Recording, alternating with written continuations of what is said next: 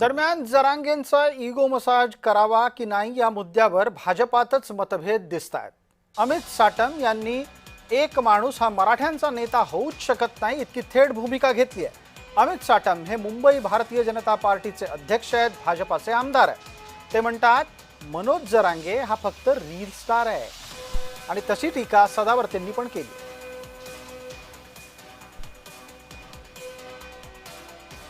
ही व्यक्ती अशा प्रकारे मराठा समाजाचा नेता होऊ शकत नाही.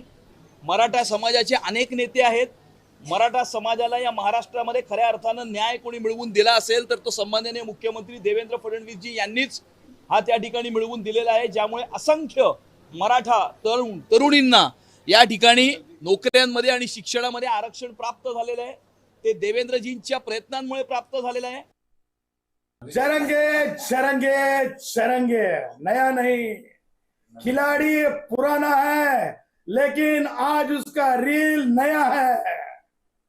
Manoj Jarange, political influencer, reel star Manoj Jarange यांनी ही नवीन रील आज जी हे केलेली आहे, रिलीज केलेली आहे, त्या रिलीजच्या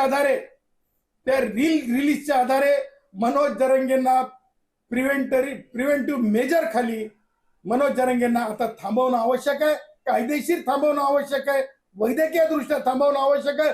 मनोज के जान को कुछ नहीं होना, डॉक्टर मनोज को दवाखाने ले जाना.